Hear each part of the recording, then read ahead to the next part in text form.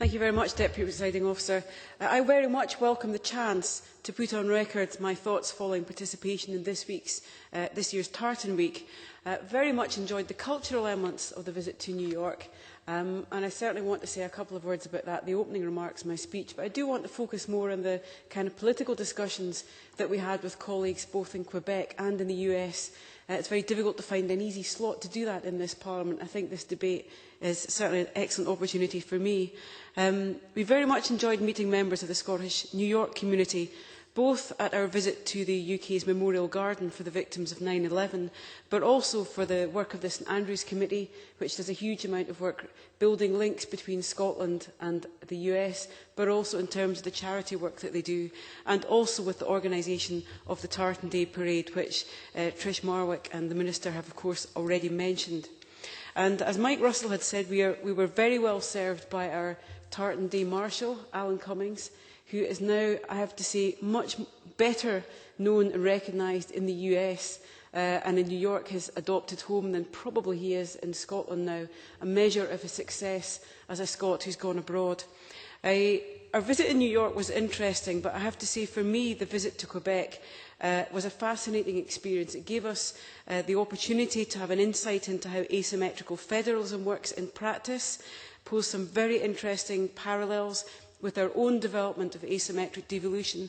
And I do think it would be appropriate to record our thanks to the President and his deputies and their staff for the fantastic welcome they gave us and for the hard work done by their staff in making sure that we had a really successful visit. The issues for me in reflection on our visit to Quebec, it was very interesting sitting in another parliament, just watching the mechanics of how they held their ministers to account. A very different kind of dynamic, and not just the politics. Obviously, they have defeated their nationalist government, which was joy to at least 3/4 of the delegation. But it was more the kind of dynamics. The ministers and the opposition parties are limited in the time, not just of the questions that they put, but also the answers. And the clock ticks backwards, a bit like our speeches, 90 seconds, 45 seconds, 20 seconds, and it really forces people to answer the question. If they don't answer the question, it's completely obvious. It's not just on the record. So it was fun for us actually thinking, how would that work in our own Parliament? The other session that I particularly enjoyed was our discussion where we had an excellent presentation on Quebec's promotion of renewables. Quebec, like Scotland, has some fantastic natural and geographic opportunities. And I have to say, I expected them to be doing what we're doing in promoting marine renewables, but actually that's not their focus. And when you talk to them, you understand why. They are focusing on proven technologies in relation to wind and hydropower, and they still have massive undeveloped opportunities. It's not that it puts us in the shade, it's just a different opportunity. The differences, I think, were very interesting to me. Quebec and Canada did not go through the Thatcher era, so their company, Quebec Hydro, is owned by the Quebec government. They have massive opportunities to exploit the resources and to export to the US. So as they tough out the recession, they know that they have a renewables dividend that is going to come directly to them as a government. And I think it made all members of the delegation pretty envious about that. The other interesting thing for me was thinking, coming back, reflecting how much more could we do in terms of our public sector organisations in Scotland. We've debated the Forestry Commission. I know that Scottish Water has got some very ambitious plans to promote renewables on its own estate. What other land do we have in Scotland that could be used for renewables to directly reinvest back into our services? So the visit to Quebec was very interesting. The trip to Maryland and then to Washington gave us a really good opportunity to follow up those discussions with different sets of politicians and officials.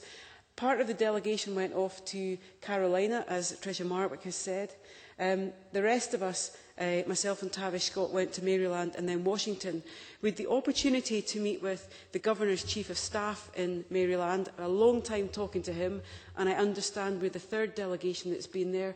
Jack McConnell went there, John Swinney's been there, so interesting for us to follow up those kind of discussions. And a big focus on climate change and their state stat system, where they have a very tough focus on management in the public sector and looking at how they spend their dollars and how the public can see what they get for that money. The journey we took by train through the state gave us a really good snapshot of the physical evidence of the economic restructuring they've gone through, and we were privileged to get an hour of Governor Martin O'Malley's time. Our visit to Washington was fantastic. We met US business leaders where we discussed climate change with them. We met the Blue-Green Alliance, which would translate in Scotland to a Red-Green Alliance. Very interesting meeting the Sierra Club and the trade unions representatives who are working on the climate change bill in the States, and also senior officials from the US Energy Department. And there, I think, some of the most stark differences.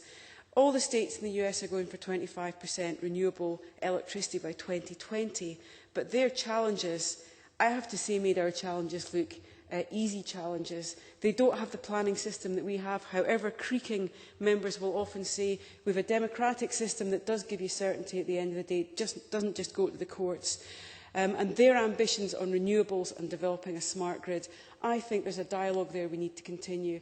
They have a very different energy system, and transporting electricity from one part of the US to another makes the transportation of our green electricity from the Highlands to the Central Belt and further on to the rest of the UK look like a piece of cake. And I'm not underestimating our challenges, but their challenges are so much greater.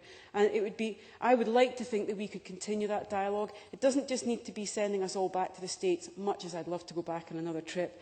I think maybe using teleconferencing, using electronic communications, thinking about how our legislators can link together, I think would be an interesting opportunity for us.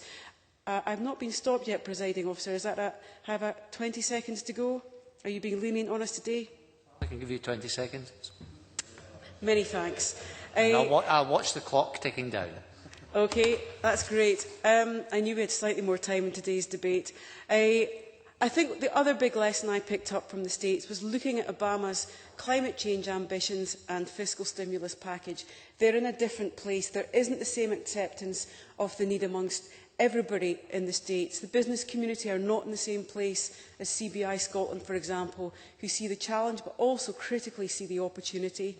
And I think it's different in the US. And I think our experience of how business has been brought on board to tackle climate change is something they could learn from us.